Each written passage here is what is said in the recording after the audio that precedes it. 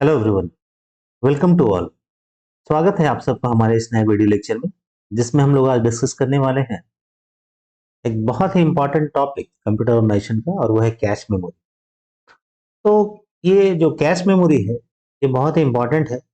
आपको कोई ऐसा एग्जाम देखने को नहीं मिलेगा हायर लेवल का जिसमें कैश से क्वेश्चन ना पूछे गए। फॉर एग्जाम्पल, आप यूजीसी नेट की बात करें, गेट की बात करें, Tata institute of fundamental research या टाइफर की बात करें, जेस्ट की बात करें, ठीक है, जितना भी अलग से एग्जाम अगर वो लेते हैं, डीआरडीओ का हो गया, इसरो का हो गया, सब में आपको कैश मेमोरी से क्वेश्चन देखने को मिलेंगे।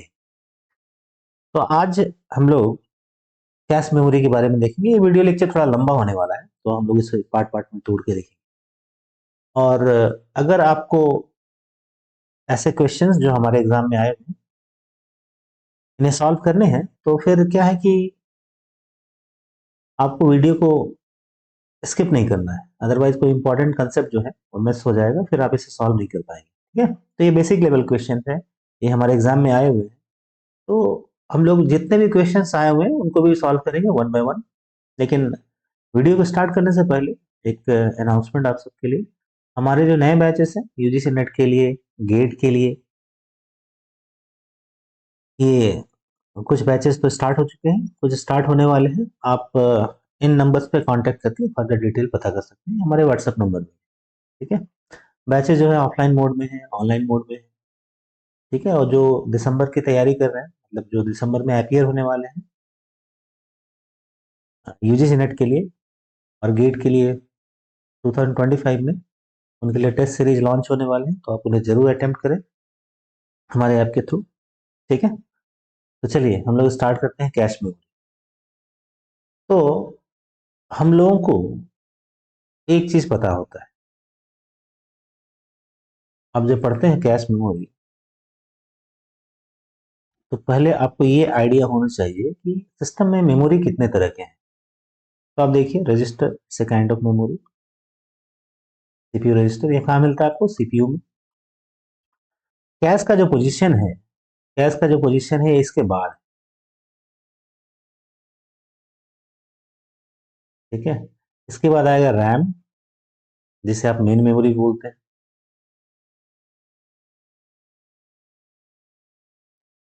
रैम के बाद आप बोल सकते हैं सेकेंडरी स्टोरेज डिवाइसेस।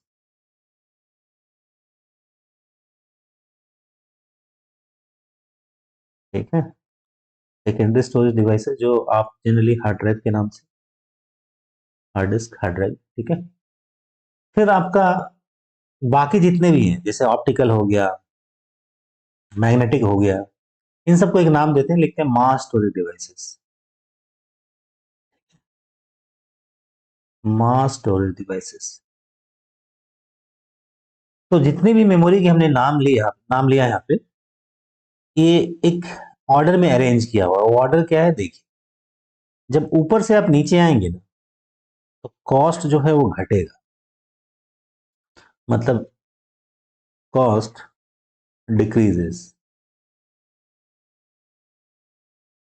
ठीक है, सिमिलरली नीचे से ऊपर जाएंगे तो कॉस्ट बढ़ेगा, इसका वैसे वर्षा हो जाएगा ना हो। अगर हम स्पीड की बात करें, तो जब ऊपर से नीचे आएंगे तो स्पीड भी घटेगा,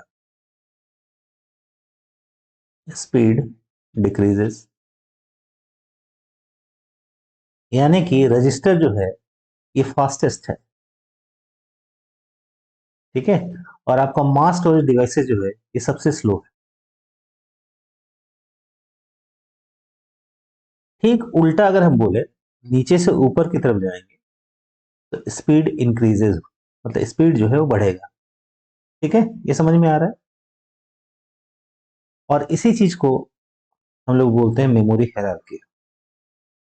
अगर मेमोरी को एक ऑर्डर में पुट कर रहे हैं, it is called memory hierarchy. ठीक है, कभी कभी आपको क्वेश्चन में अरेंज करने के लिए पूछ सकता है कि इसे ऑर्डर में अरेंज करें। ठीक, नाउ हमारा मेन फोकस होने वाला है कैश। अब इसका पोजीशन देखिए कहाँ पे, ये रजिस्टर और रैम के बीच में। मतलब ये रजिस्टर से सस्ता होगा, चीप होगा, और रैम से महंगा होगा। मतलब ये बीच बीच का है। और स्पीड की बात करें, ये रजिस्टर से थोड़ा कम फास्ट होगा, लेकिन रैम से बहुत ही फास्ट होगा। मतलब ये कुछ इंटरमीडिएट टाइप का चीज है। अब इसकी जरूरत क्यों पड़ी? इसकी जरूरत पड़ी सिस्टम के एफिशिएंसी को इम्प्रूव करने के लिए। ये क्या करता है, टेम्पररी डेटा और इंस्ट्रक्शन को स्टोर करके रखता है, सो दैट सीपीयू और मेमोरी के बीच के स्पीड मिसमैच को कम किया जा सके। नो, अब इसे समझेंगे कैसे, ये तो टेक्निकल बात है। तो हम एक ना बहुत सिंपल एग्जांपल से इसे समझने की कोशिश करते हैं, ठीक है। ना, मान लीजिए हम लोग क्या बोलते हैं, प्रोग्राम क्या है? Program is a set of instruction,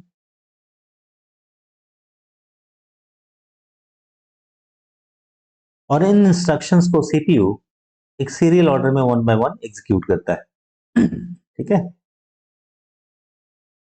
अब प्रोग्राम को रन करवाने के लिए जो पहला कंडीशन है वो क्या है?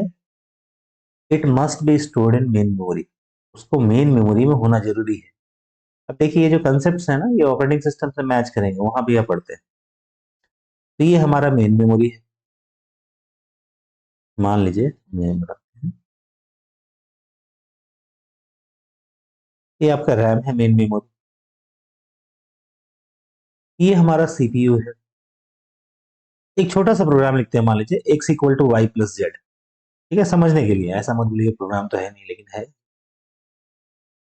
इसका मतलब है सीपीयू को जेड की वैल्यू चाहिए, वाई की वैल्यू चाहिए, उसके बाद इन दोनों को ऐड करेगा और फाइनली एक्स में असाइन कर देगा।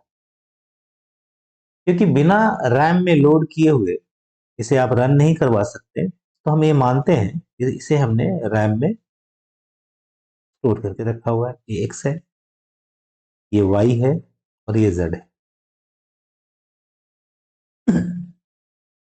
ठीक है। इनका कोई एड्रेस भी होगा, जो कि फिलहाल हम लोग अभी ऐसे इसको स्किप करते हैं। सपोज इसको एक्सेस करने का जो टाइम है वो है 20 nano second, example for example. ठीक है, या मिली सेकेंड लेते हैं। वाह।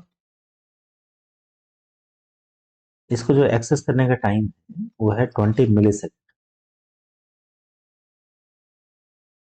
नाउ जब इस प्रोग्राम को रन करवाएंगे तो पहले क्या होगा, सीपीयू को जेड की वैल्यू चाहिए, तो पहले अभी कैश नहीं है सिस्टम में, अभी कैश एब्सेंट है, ठीक है ना। तो पहले इसको जेड की वैल्यू चाहिए, तो जेड के लिए यहाँ पे आएगा। कितना टाइम लगा? 20 मिली सेकेंड। उसके बाद उसे वाई की वैल्यू चाहिए, अगेन 20। जब उसे वाई और जेड की वैल्यू मिल गई, एलयू जो है इनको ऐड करेगा। ऐड करने के बाद जो रिजल्ट है उसको स्टोर करने के लिए अगेन इसको एक्सेस करना पड़ेगा एक्स के लिए, और वहां पे वैल्यू को राइट करेगा। तो टोटल टाइम जो है इसे लग गया 60 millisecond, in absence of cache. ठीक है, when cache is not present.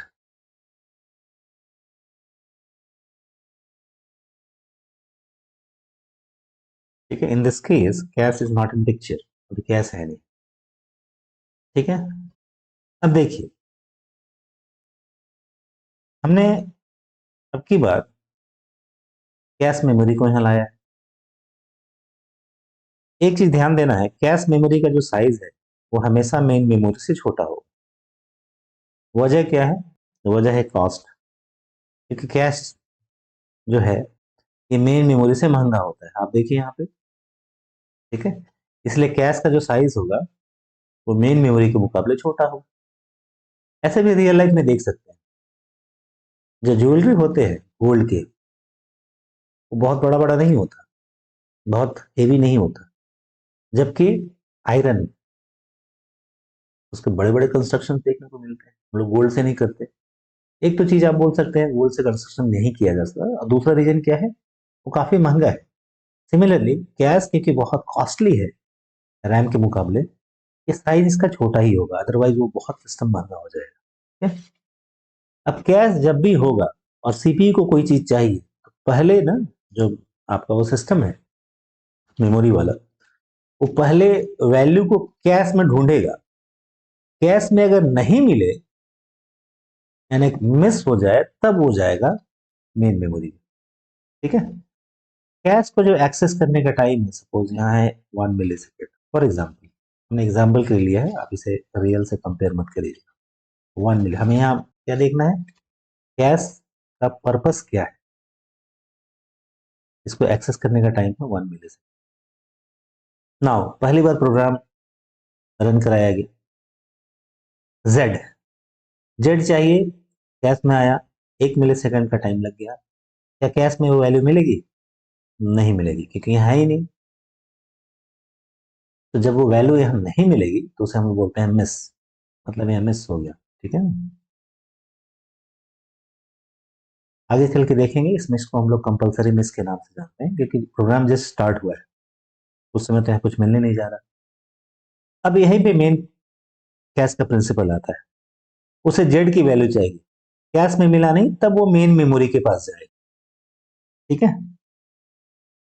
लेकिन जब वो मेन मेमोरी के पास जेड को लेने जाएगा, तब यहाँ कैश का वर्किंग प्रिंसिपल पिक्चर में आएगा। Working principle of cash.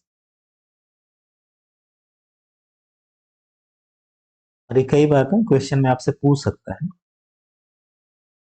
कि कैश का वर्किंग प्रिंसिपल क्या है। तो working principle of cache is principle of locality.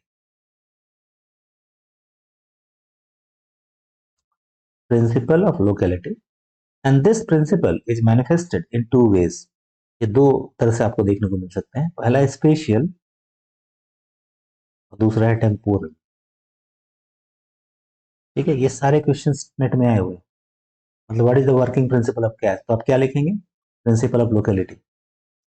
अब ये दो तरह से आपको देखने को मिलेंगे, स्पेशियल और टेम्पोरल। ठीक है? तो हम लोग इसमें ज्यादा डिटेल में नहीं, अंदर नहीं जाएंगे। स्पेशियल का मतलब है, अगर वो जेड को लेने आया था तो उसके अगल बगल, जैसे वो जेड को लेने आया था तो उसके अगल बगल मेमोरी लोकेशन में जो चीज होंगे उनको भी वो उठा के ले जाएगा एक ब्लॉक के फॉर्म में। ठीक है? इसको बोलते हैं स्पेशियल।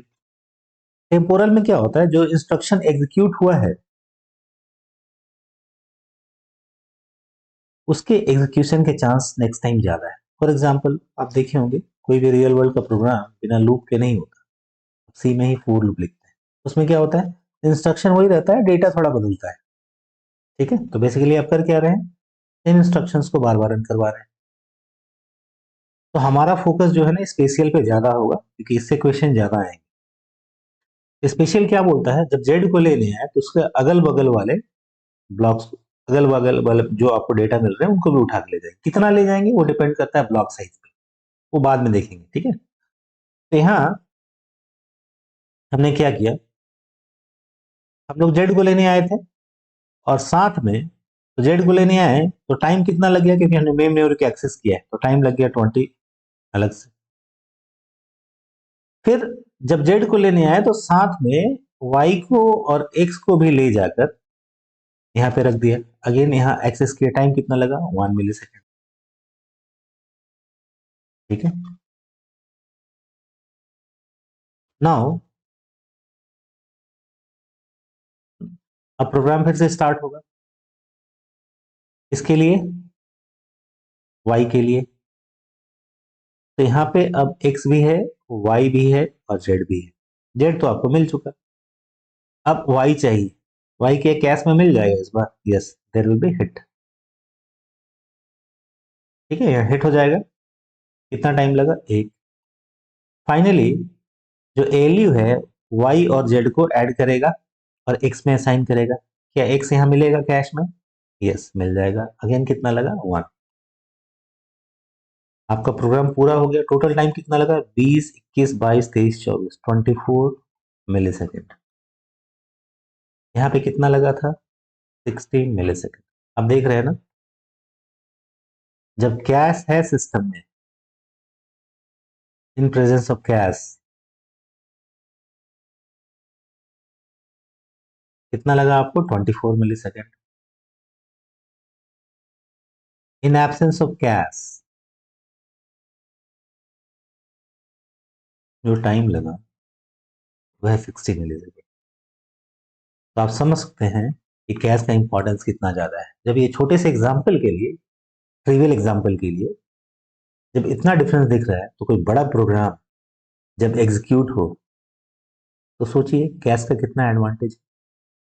इसीलिए आप देखिएगा, क्योंकि कैश महंगा होता है तो सिस्टम में आप लैपटॉप में देख सकते हैं, अपने डेस्कटॉप में देख सकते हैं कैश का साइज। ठीक है, वो मेन मेमोरी के मुकाबले काफी छोटा होगा। ठीक है, फिर आपको उसको वेराइटी भी देखने को मिलेंगे, L1 कैश, L2 कैश, ठीक है, L3 कैश। लेकिन अभी हम लोग फर्दर वहां पे नहीं जाएंगे। ठीक है, one by one, step by step. तो ये हो गया कैश का वर्किंग प्रिंसिपल। इसमें आपको क्या मेन मेन पॉइंट देखने को मिले? पहला, कैश होता क्या है, मेमोरी हायरार्की क्या है, ये। फिर कैश का वर्किंग प्रिंसिपल क्या है, प्रिंसिपल ऑफ लोकेलिटी। ये कितने तरह से देखने को मिलेंगे? दो तरह से, स्पेशियल और टेम्पोरल। ठीक है, तो ये कहानी तो हमने सुन ली। अब रियली इसको रियलिटी में कैसे इंप्लीमेंट किया जाएगा, तो उसे हम लोग एक एग्जाम्पल से देखते हैं। ठीक है, हम लोग एक एग्जाम्पल लेते हैं।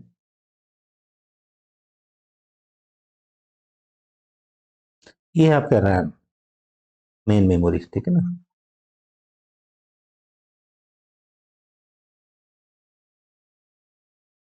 सपोज ये जो है ना ब्लॉक्स में डिवाइडेड है।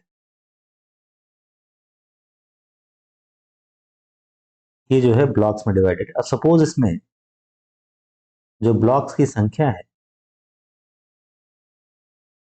वो है 4096। क्योंकि ये जीरो से स्टार्ट होगा, अब ये 0 1 2 3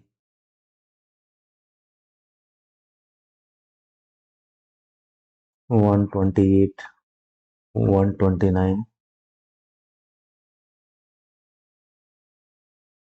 ठीक है, नाउ इधर लेंगे आप कैश मेमोरी।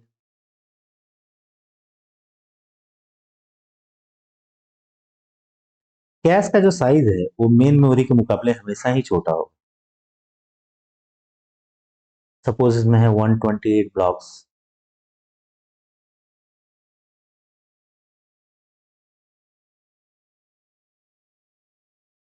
तो 128 है तो आखिरी वैल्यू होगी 127। ठीक है, प्रोग्राम आपका कहाँ रखा होगा? प्रोग्राम आपका रखा होगा इनिशियली मेन मेमोरी में। ठीक है, उसे ला के कहाँ रखना है? उसे ला के रखना है कैश में। अब यहाँ तो 128 लोकेशंस अवेलेबल है, उसमें से किस पे रखा जाए? मतलब main memory block, main memory का जो ब्लॉक है, कोई पर्टिकुलर मेन मेमोरी का ब्लॉक हम उठा रहे हैं, उसे इन विच कैश ब्लॉक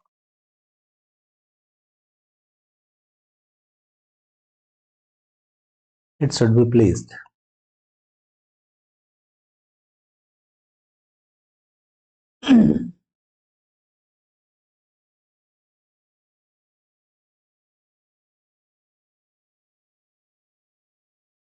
ठीक है, मतलब मेन मेमोरी का कोई भी ब्लॉक उठाया एट रैंडम, तो उसे कैश के किस ब्लॉक में रखेंगे, इसी टेक्निक को बोलते हैं। इसके लिए कोई आप एट रैंडम नहीं कि जो जिस मन में आया उसमें डाल दिए। उसके कुछ पर्टिकुलर एल्गोरिदम्स हैं, टेक्निक्स हैं, and those techniques are called mapping techniques. क्या बोलते हैं उसे? Mapping techniques. ठीक है, अब देखिए आपको यहाँ पे कुछ एजम्पशंस लेना पड़ेगा। वो एजम्पशंस ऐसा है, सपोज हम लोग मान रहे हैं कि सीपीयू जो है इट जनरेट्स और इस एग्जांपल को हम लोग पूरे थ्रू आउट फॉलो करेंगे कैसे, ठीक है, इसलिए इस पे ध्यान दीजिए। CPU generates 16 bit addresses. छोटा एग्जांपल लेते हैं सो दैट क्लियरली समझ पाए।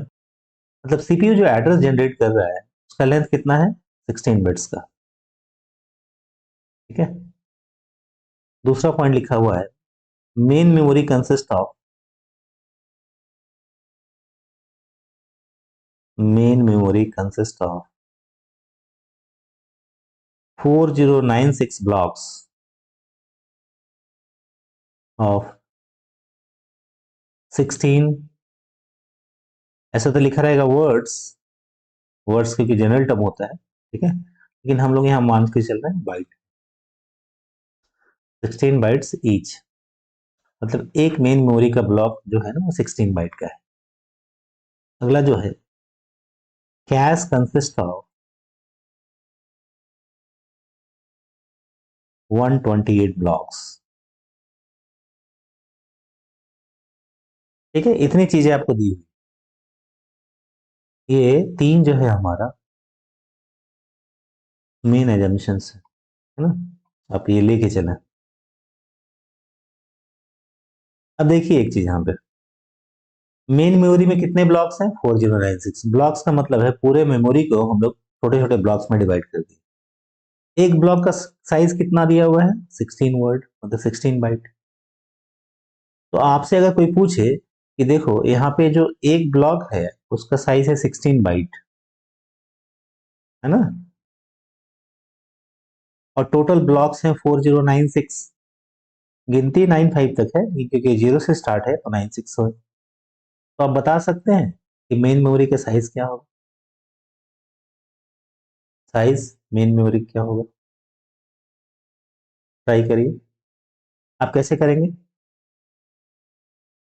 2 का पावर 10 होता है 1024, 11 2 का पावर 11 2048, 12 4096। देखिए ये नंबर सिस्टम आपको काम आएगा बाइनरी में, ठीक है ना, डिजिटल में हमने पढ़ा है। तो 2 का पावर 12 मतलब 4096 इंटू एक का साइज कितना हो गया 16 बाइट, तो 2 का पावर 416। तो अगर आप लिखेंगे तो इसे लिखेंगे 2 का पावर 16, तो 2 का पावर 10 अगर निकाल दें तो बचेगा 2 का पावर 6 इंटू 2 का पावर 10। 2 का पावर 10 होता है केबी, किलो बाइट, आपको पता है, ठीक है ना, और ये हो गया 2 का पावर 6 32 64, मतलब मेन मेमोरी का जो साइज हो गया ओवरऑल वो क्या हो गया 64 किलो बाइट। क्लियर। अब आपसे पूछे कि ठीक है आपने मेन मेमोरी का तो साइज बता दिया, जरा कैश का साइज बताइए, ठीक है। तो आप बोलेंगे अरे कैश में तो सिर्फ दिया हुआ है नंबर ऑफ ब्लॉक्स, एक ब्लॉक का तो साइज दिया ही नहीं, तो हम कैसे निकालेंगे। अब देख रहे हैं ना क्या लिखा हुआ है, कैश कंसिस्ट ऑफ 128 ब्लॉक्स। तो यहाँ क्या है, जो साइज एक ब्लॉक का मेन मेमोरी में होगा वही साइज यहाँ कैश का भी होगा, ठीक है, मतलब ये भी 16 बाइट्स का ही होगा, ठीक है। इसलिए एक का दिया रहे दूसरे का आप ले लेंगे, यहाँ हमने दिया है मेन मेमोरी के ब्लॉक का साइज 16 बाइट है, तो कैश का साइज भी क्या हो जाएगा 16 बाइट, ठीक है। ऐसा क्यों है, ऐसा इसलिए है कि अगर ये ब्लॉक का साइज मेन मेमोरी का है और ये आपका क्या है कैश का है, दोनों बराबर साइज के हैं, तो मेन मेमोरी वाले ब्लॉक को जब उठा के कैश में रखिएगा तो एग्जैक्टली ये फिट हो जाएगा, ना ही जगह बचेगा और नहीं कभी ऐसा होगा कि इतना बड़ा हो जाए कि इसमें फिट ही ना हो। अदरवाइज अगर साइज मिसमैच होगा, मान लीजिए मेन मेमोरी का है और ये कैश का है, तो कभी ऐसा हो सकता है मेन मेमोरी ब्लॉक को इसमें रखें तो इसमें जगह जो है कुछ एक्स्ट्रा वेस्ट होता जाए। आपने पढ़ा होगा ये चीज उधर ऑपरेटिंग सिस्टम में, फ्रेगमेंटेशन, एक्सटर्नल इंटरनल, कुछ ऐसे ही फिनोमिनन है वहां पे, ठीक है। दूसरा ये भी हो सकता है कि कभी मेन मेमोरी का ब्लॉक बड़ा हो जाए और कैश का ब्लॉक छोटा है तो फिट ही ना हो। इसी रीजन से मेन मेमोरी के ब्लॉक का साइज और कैश के ब्लॉक का साइज हमेशा ही सेम लिया जाता है। क्लियर? अब आपसे क्या पूछा जा रहा है? कैश का टोटल साइज निकालिए। ठीक है, तो हम लोग कैसे करेंगे?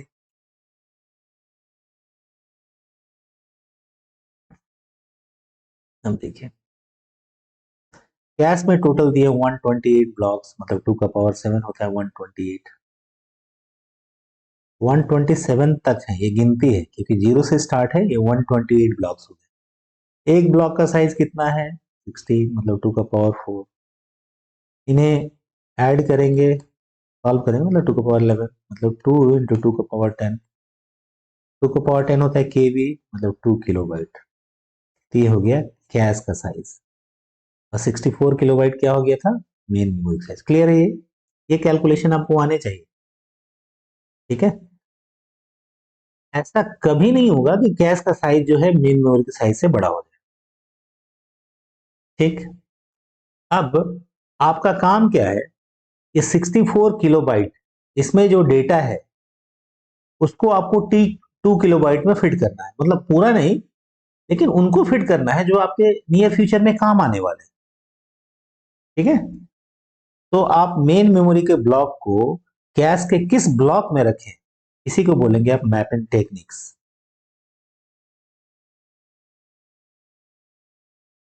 ठीक है, मेरे ख्याल से आपको समझ में आया होगा अच्छे से, नहीं तो फिर आप इसे देखिए एक एक करके, अदरवाइज ये सॉल्व ही नहीं होगा। ठीक है, क्वेश्चन। अब ये जो टेक्निक्स है, इसमें जो पहला टेक्निक है दैट इज डायरेक्ट मैपिंग।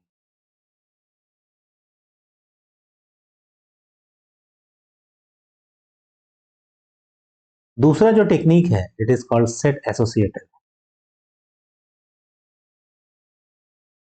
और तीसरा जो टेक्निक है दैट इज कॉल्ड एसोसिएटिव। ये तीन टेक्निक्स आपको कैश में जानना। ठीक है, कौन कौन सा? डायरेक्ट मैपिंग, सेट एसोसिएटिव और एसोसिएटिव।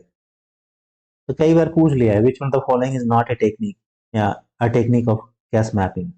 तो आपको पहचानना पड़ेगा इन तीनों में से कौन दिया हुआ है कौन नहीं दिया हुआ है।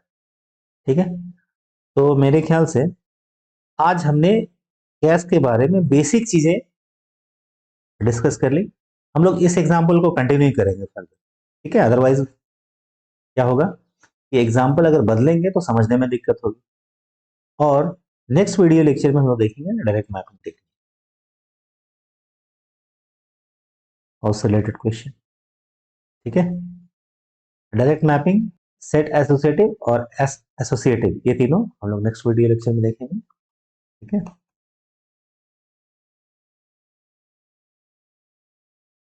अगर आपको ये वीडियो अच्छा लगा हो जरूर से लाइक करें, हमारे चैनल को सब्सक्राइब करें।